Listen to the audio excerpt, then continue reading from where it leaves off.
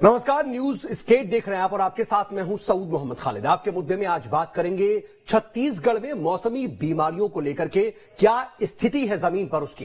दरअसल छत्तीसगढ़ में बरसात के दिनों में होने वाली बीमारियों का खतरा लगातार बढ़ता जा रहा है और अब ये जानलेवा भी हो रहा है। कई जिलों में डेंगू, मलेरिया जैसी बीमारियां पैर पसार रही हैं और बिलासपुर में भी डायरिया के बाद अब मलेरिया से एक व्यक्ति की मौत हो चुकी है। इसके बाद से इलाके में हड़कंप है।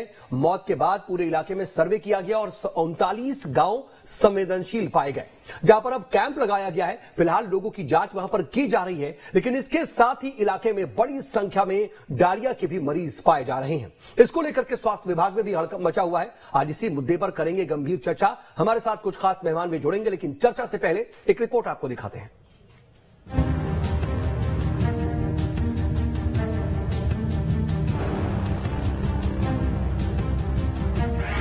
छत्तीसगढ़ में मौसमी बीमारियों की मार।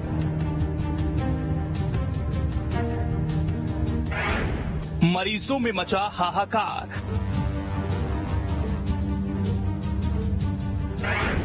हालात से निपटने के लिए स्वास्थ्य विभाग कितना तैयार?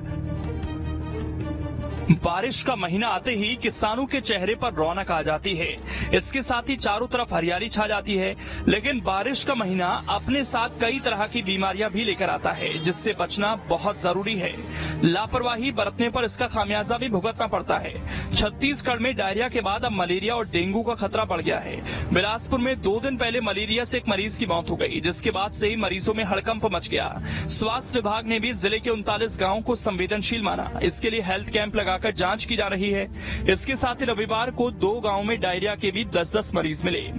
डायरिया के तो कल के हिसाब से कल तो 10 मरीज थे और 4 CSC बिल्हा में भर्ती थे, हथनी कला में, और रतनपुर के रानी गांव में भी रतनपुर CSC में 4 मरीज भर्ती थे और 10 मरीज मिले थे उस गांव में।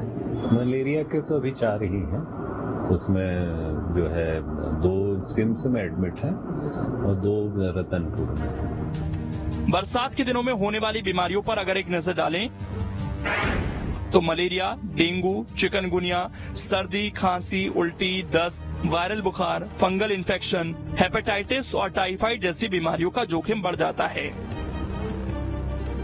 इन मौसमी बीमारियों से बचने के लिए कुछ बातों का खास ख्याल रखना होगा, जिससे इनकी चपेट में आने से बचा जा सके। हाथों को अच्छे से धोएं, घर में बना खाना खाएं, स्ट्रीट फूड से बचना चाहिए। विटामिन C वाले फूड आइटम्स को डाइट में शामिल करें। मच्छरों से बचाव का खास ख्याल रखें। शहरों और गांवों में बरसात के मौसम में बीमारियां आम हो चुकी हैं, लेकिन हम इन बीमारियों की चपेट में न आए, इसके लिए हमें खास सावधानी बरतने की जरूरत है। साथ ही आसपास के लोगों को भी जागरूक करना पड़ेगा, जिससे कि हम इन बीमारियों से बच सकें। साथ ही स्वास्थ्य विभाग को भी इससे निपटने के लिए सर्वे, दवाई का छिड़काव जैसे उपाय करने होंगे। Team news state. तो मानसून का मौसम चल रहा है और इन सब के बीच अब जब बाढ़ बारिश के बाद हर जगह पर पानी जमा हुआ है तो जल जनित बीमारियां अपने पैर पसार रही हैं। मच्छरों से होने वाले जो मलेरिया है, डेंगू है, ये लोगों की परेशानी बढ़ा रहे हैं। न सिर्फ बेतहाशा मामले सामने आ रहे हैं, बल्कि अब ये बीमारियां जानलेवा भी हो रही हैं। इसी को लेकर के हम बातचीत करेंगे और सबसे पहली बात हम ये भी समझने की कोशिश करेंगे कि स्वास्थ्य विभाग की जो तैयारियां हैं वो नाकाफी हैं या फिर लोगों में जागरूकता की कमी है, जिसकी वजह से वो इसकी चपेट में आकर के अब जान भी गंवा रहे हैं। 2 खास मेहमान जुड़ चुके हैं। डॉक्टर शिखा शर्मा इस वक्त मेरे साथ मौजूद है, जो कि डायटीशियन है। शिखा जी, बहुत स्वागत है आपका। इसके अलावा डॉक्टर राहुल अग्रवाल हैं, जो कि सदस्य हैं IMA के, वो भी हमारे साथ जुड़ चुके हैं। राहुल जी, आपका भी बहुत बहुत स्वागत है। और राहुल जी, आपसे ही मैं चर्चा की शुरुआत करना चाह रहा हूं, क्योंकि छत्तीसगढ़ की जब बात आती है तो यहां पर वनांचल है, यहां पर हम देखते हैं कि रूरल एरियाज बहुत ज्यादा है और लोगों में कहीं ना कहीं जागरूकता की और अवेयरनेस की कमी होती है। क्या यही वजह है कि साल दर साल ये स्थितियां कहीं ना कहीं दोहराई जाती हैं और कहीं ना कहीं बुनियादी सूरत में कहीं तब्दीली?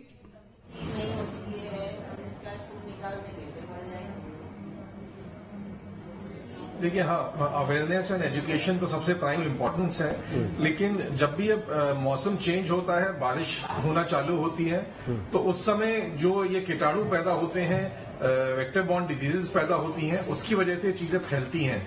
मलेरिया है, डेंगू, ये सब फैलते हैं। बेसिकली अगर हम खुद अपने घर में और घर के आसपास सफाई रखें, और इसमें मैं कहूंगा गवर्नमेंट एंड पब्लिक सबका हाथ योगदान होना चाहिए, बिकॉज सड़कों की सफाई, कहीं कोई मेजर कचरे इकट्ठे ना हो, पानी वाटर बॉडीज में गंदगी इकट्ठा ना हो, आपके घर के अंदर कूलर है, कहीं पानी की टंकियां हैं, उस पर खुला पानी इकट्ठा ना हो।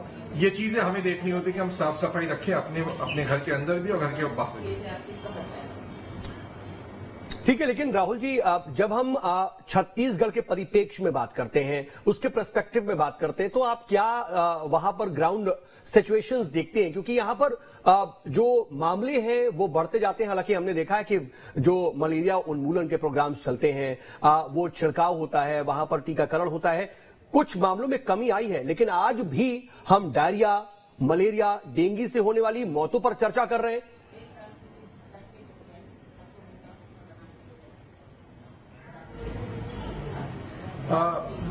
ये मैं कहूंगा कि हम आजादी के इतने साल बाद भी अगर हम इतनी बेसिक बुनियादी इन्फेक्शन से लड़ने की बात कर रहे हैं, तो हाँ, ये कहीं ना कहीं सोचने के विषय है।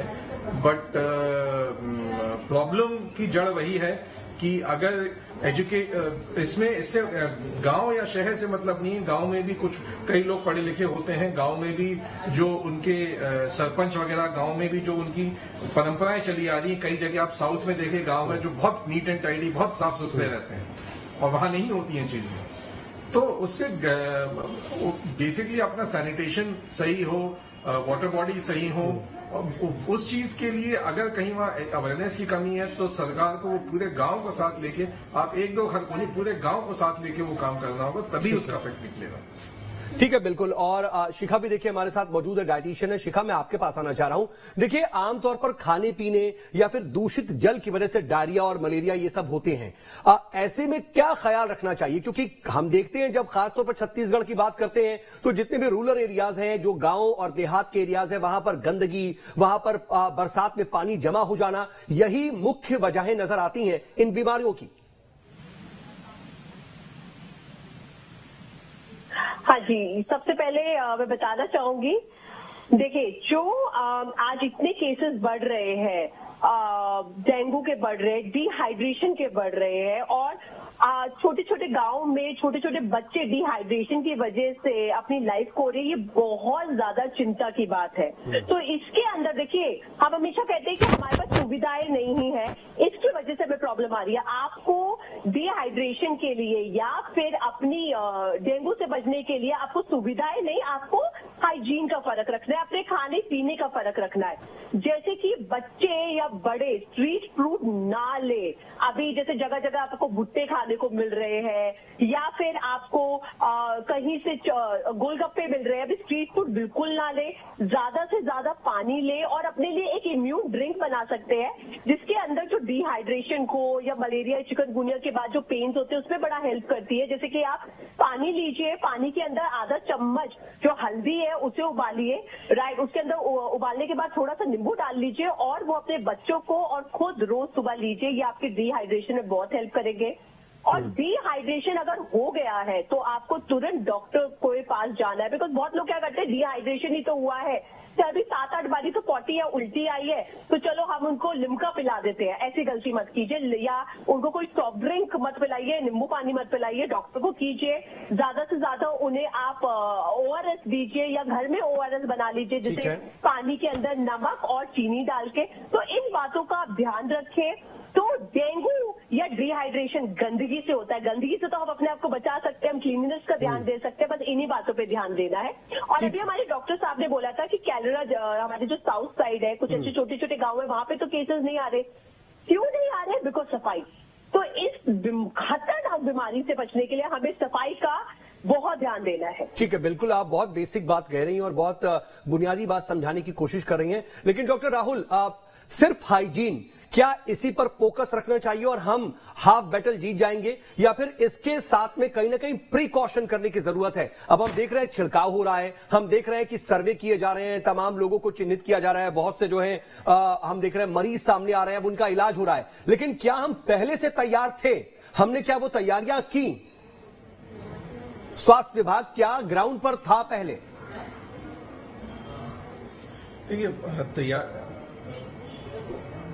देखिए, तैयारी तो इसकी बेसिक तैयारी ही हाइजीन है।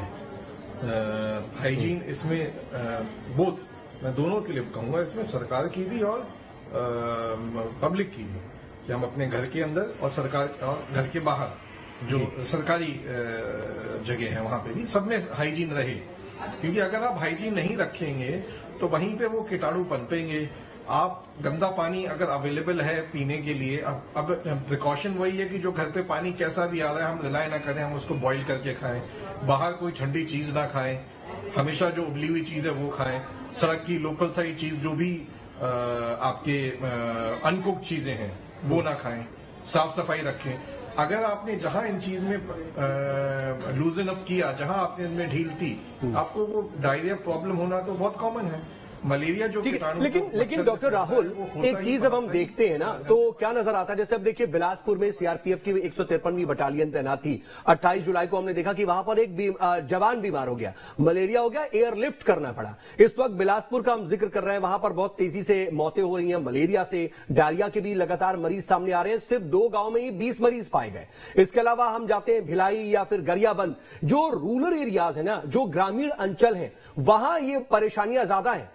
लेकिन जो हाइजीन की प्रॉब्लम है वो तो अर्बन एरियाज में भी है। बाहर रायपुर में भी तमाम लोग सड़कों पर आते हैं, स्ट्रीट फूड्स खाते हैं, वहां पर प्रिकॉशन हो जाता है। लेकिन जब ग्रामीण अंचल की बात होती है तो वहां पर प्रिक्योर नहीं कर पाते हैं।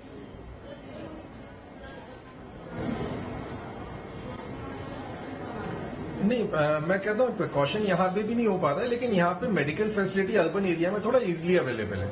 हल्का सा किसी को हुआ, मेडिकल फैसिलिटीज आज की डेट में और कोविड के बाद हर जगह अपग्रेडेशन हुए हैं, तो आपको डिस्ट्रिक्ट लेवल पे भी पीएचसीज में भी डॉक्टर्स अवेलेबल हैं, स्टाफ अवेलेबल है, मेडिसिन अवेलेबल है। तो हल्का सा कुछ हुआ, वहां पहुंच गया और वो ट्रीट हो जाता है। तो इनिशियल लेवल पे ट्रीट हो रहा है तो शायद वो आपके काउंटिंग में नहीं आ रहा है, या वो उतना सीरियस नहीं हो रहा है कि उसको एडमिशन की जरूरत है या कुछ करने की पड़े। इन चीजों में अगर इनिशियल लेवल में ट्रीटमेंट आ जाए, डायरिया हो, मलेरिया हो, डेंगू का बेसिकली इलाज क्या है कि आपको हाइड्रेशन मेंटेन करना है। डेंगू की तो अलग से कोई एंटीबायोटिक तो होती नहीं है, तो आपको हाइड्रेशन मेंटेन करना है। तो वो चीजें अगर इनिशियल लेवल पे ही हम ठीक करते जा रहे हैं जहां मेडिकल फैसिलिटीज अवेलेबल है, तो वो इसलिए वहां पे वो बर्डन फील नहीं। आपने देखिए अवेलेबिलिटी की बात की, आपने वहां पर बताया कि मेडिकल फैसिलिटीज कितनी मुहैया हो पा रही है। तो अब देखिए भिलाई की स्थिति ये है कि 2018 में 53 लोगों की मौत हो गई थी, और अभी तो गरियाबंद में कुछ ऐसी जगह पर है जहां पर बाकायदा बाढ़ का पानी इतना जम गया कि पूरा का पूरा गांव उसकी चपेट में आ गया। स्वास्थ्य विभाग की टीम नहीं पहुंच पा रही थी, 2 दिन तो लग गए उसके वहां पहुंचने में, फिर उसके बाद एनडीआरएफ की मदद से वहां पहुंच पाई। क्या यही बेसिक रीजन है जिसकी वजह से, क्योंकि जब वहां पर टीम पहुंची तो कई लोग डायग्नोस हुए मलेरिया से?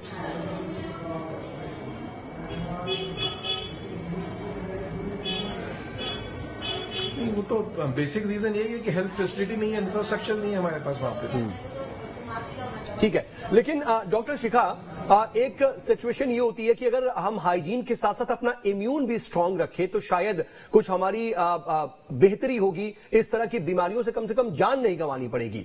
लेकिन क्या उतना इम्यून सिस्टम हमारा मजबूत है? और अगर नहीं तो घर पर ही क्या ऐसा किया जा सकता है जिससे इन बीमारियों से लड़ा जा सके, हमारा जिस्म इतना मजबूत हो अंदर से? बिल्कुल, देखिए तो डाइटिशियन आपको बेस्ट बता सकती हैं कि इम्यून को कैसे स्ट्रांग करना है ना। तो मैं आपको यही बताती हूँ एज अ डाइटिशियन कि सबसे पहले हमें कोविड ने तो ये प्रूफ कर दिया ना कि जब कोई दवाइयां या वैक्सीन नहीं आई, हमारा साथ हमारे कार्डों ने दिया, हमारे किचन में दिया, बट उस बात को फिर हम भूल रहे हैं और उसको सोचते दकियानूसी बातें हैं। नहीं, हमारी किचन में ऐसे स्पाइसेस है जैसे कि आप क्या कर सकते हैं, वो हर जगह अवेलेबल है। जो मैं बताने वाली हूँ वो छोटे से छोटे गाँव में ज्यादा अच्छी क्वालिटी का होगा शहरों से कंपैरिजन। आप सुबह हल्दी क्योंकि एंटीऑक्सीडेंट से भरी हुई होती है। उसके अलावा हरी इलायची के अंदर आपको एंटीऑक्सीडेंट, बहुत सारे न्यूट्रिशन मिलेंगे। उसके अलावा जो क्यूमिन है, हमारा जीरा है, वो 48 न्यूट्रिशन से भरपूर होता है। उसके अलावा हमारी जो काली मिर्च होती है वो हमारे इम्यून को बूस्ट करने में बहुत हेल्प करती है। अगर आप खाने के साथ हरी मिर्ची खाते हैं उससे आपको विटामिन सी मिलता है, आपका इम्यून स्ट्रांग होता है। उसके अलावा अदरक, राइट, आप घिसा हुआ सुबह खाली पेट आधा चम्मच घिसा हुआ अदरक ले सकते हैं, वो आपके इम्यून को स्ट्रांग करने में बहुत हेल्प करेगा। तो ये ऐसे किचन स्पाइसेस आप कंज्यूम कर सकते हैं जो आपके इम्यून को स्ट्रांग करेंगे। और यहाँ पे मैं एक बात बोलना चाहूंगी कि यहाँ पे इस तरह हम गाँव की बात कर रहे हैं, राइट, इनफैक्ट पार्क में अपने बच्चों को सेफ रखना है, राइट, पार्क में सेफ रखना। पार्क में बहुत मच्छर हो रहे हैं, in fact at the good areas also, मतलब I will say urban areas also ठीक है, अर्बन एरियाज में भी। तो आपको जैसे अपने मॉस्किटो जो आ रहे हैं, हमारी क्रीम्स आती है, वो जरूर लगाए, राइट। अपने आसपास अपनी नहीं, बहुत बहुत इम्पोर्टेंट और बहुत बेसिक जो आप इंफॉर्मेशन है डॉक्टर शिखा दे रही हैं। इसके साथ साथ एक बात ये भी होती है कि इन्हें लिया कैसे जाए, इनका सेवन कैसे किया जाए, मैं ये भी समझने की कोशिश करूंगा वक्त रहा तो। लेकिन इस बीच देखिए डॉक्टर विनोद बड़गैया भी हमारे साथ जुड़ चुके हैं। ये होम्योपैथिक डॉक्टर है। डॉक्टर विनोद, आपका भी बहुत स्वागत है। और मैं आपको ही चर्चा में जोड़ना चाहूंगा कि जब डायरिया, मलेरिया, डेंगू और चिकनगुनिया इन जैसी बीमारियों की बात आती है तो होम्योपैथिक इलाज भी कहा जाता है कि बहुत कारगर होता है। और ग्रामीण अंचलों में होम्योपैथिक इलाज को ज्यादा प्रेफरेंस भी अर्बन एरियाज के मुकाबले ज्यादा दिया जाता है। तो गरियाबंद, बस्तर, बिलासपुर, भिलाई, इन जगहों पर जो ग्रामीण एरिया है वहां पर अगर होम्योपैथिक दवाएं उपलब्ध हैं तो क्या करना चाहिए लोगों को? देखिए, सबसे पहले तो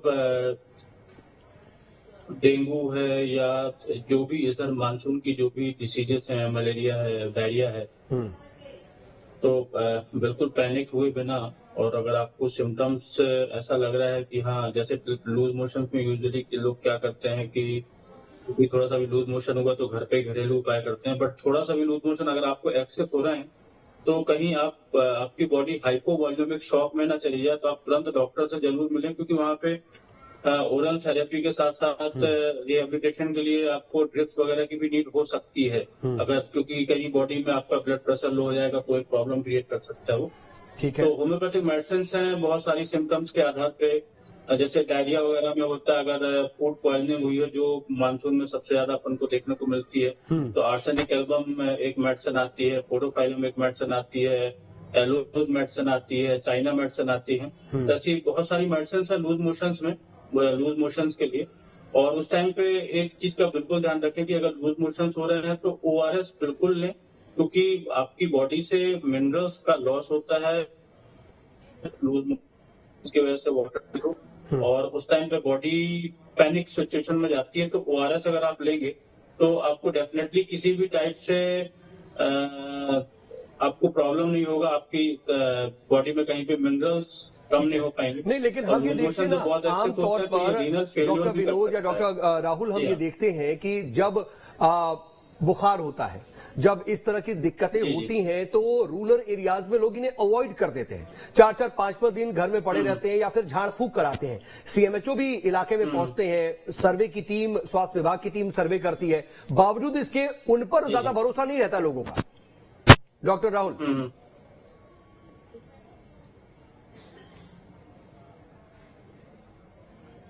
ये तो इस देश की सबसे बड़ी विडंबना है कि जो हम ये बोलते हैं झाड़ू फूसा, उसके चक्कर में जितने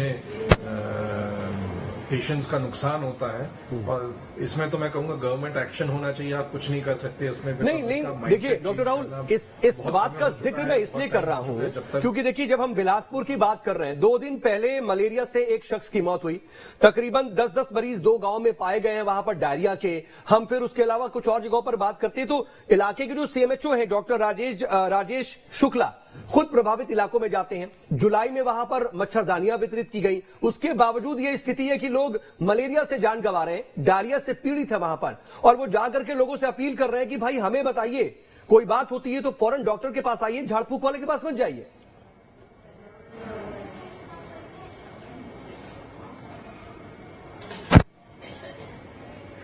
तो मैं वही तो बोल रहा हूँ, बिकॉज वो इतने इजीली, डॉक्टर से ज्यादा वो इजीली अवेलेबल हैं, वो आपके घर पे आके बैठ रहे हैं, तो वो उसके अगेंस्ट तो लीगल एक्शन जब तक नहीं होगा आप कुछ नहीं कर पाएंगे, बिकॉज वो एजुकेशन लेवल अभी गांव में उतना है नहीं। एजुकेशन लेवल आने में बहुत समय लगेगा, बच्चे बढ़ेंगे, एजुकेट होंगे, बड़े होंगे, सालों लगेंगे। तो वो उसके ये अवेयरनेस प्रोग्राम्स क्या इन सब के बीच एक बुनियादी सवाल ये कि स्वास्थ्य विभाग भी कहीं सोया रहता है क्या? क्योंकि हम प्रिकॉशन की बात करते हैं, पोस्ट कॉशन की बात अमल ज्यादा करते हैं, लेकिन हम पहले से शायद तैयारी नहीं करते हैं। डॉक्टर शिखा,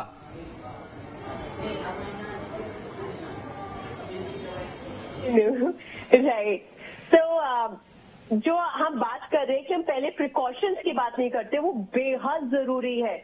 और आपके अगर मोहल्ले में या कहीं गांव में अगर एक भी केस हो रहा है तो आप वहां पे लोगों को जागरूक होना बेहद जरूरी है, क्योंकि चाहे आपका एजुकेशन लेवल हायर है या लोअर है, हमें ये तो समझ आता है ना कि एक बीमारी है जो फैल रही है और वो सही नहीं है। तो प्रिकॉशंस के लिए, और कोई चीजें महंगी नहीं है, अब ये नहीं बोलेंगे कि बहुत महंगी है। जैसे हम ये बात कर रहे हैं जो मच्छर से हमें क्रीम बचाती है वो हम ले सकते हैं, क्योंकि डॉक्टर से हमें वो जान से तो ज्यादा वो चीज टेक केयर करना बहुत जरूरी है। उसके अलावा जैसे मैंने हर्ब्स और स्पाइसेस बताए जो हमारे किचन में अवेलेबल है, जो हम अपने खाने में भी यूज कर सकते हैं, वो हम ले सकते हैं।